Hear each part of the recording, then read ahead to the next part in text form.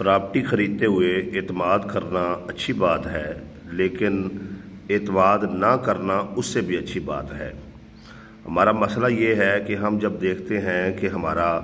कोई अज़ीज़, कोई रिश्तेदार, कोई दोस्त जो है वो हमें बड़ा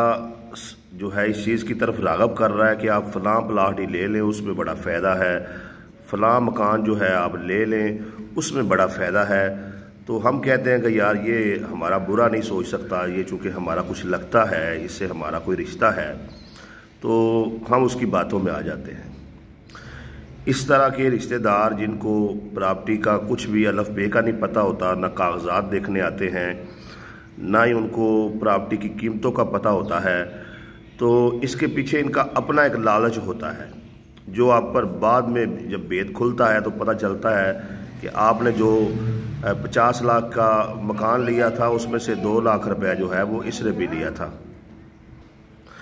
इसके अलावा दूसरा जो ख़तरनाक शख्स जो आपके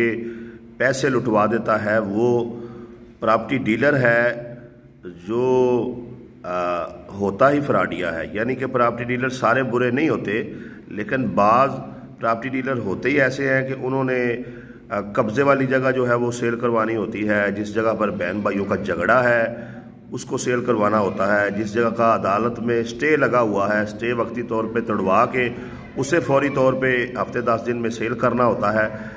तो इस तरह के प्रॉपर्टी डीलर भी जो हैं वो बड़े ख़तरनाक होते हैं। ठीक हो गया जी। तो आपने जब भी प्रॉपर्टी ख़रीदनी है, अपना वो रिश्तेदार जिसे प्रॉपर्टी का कुछ नहीं पता उसकी बातों में भी ना आए, और वो प्रॉपर्टी डीलर जिसकी रेपुटेशन माशरे में अच्छी नहीं है उसकी बातों में भी ना आए, ताकि आपका प्रॉपर्टी ख़रीदते हुए कोई बड़ा नुकसान ना हो। अच्छे से छानबीन कर लें, जांच पड़ताल कर लें और उसके बाद जो है आप प्रॉपर्टी ख़रीदें।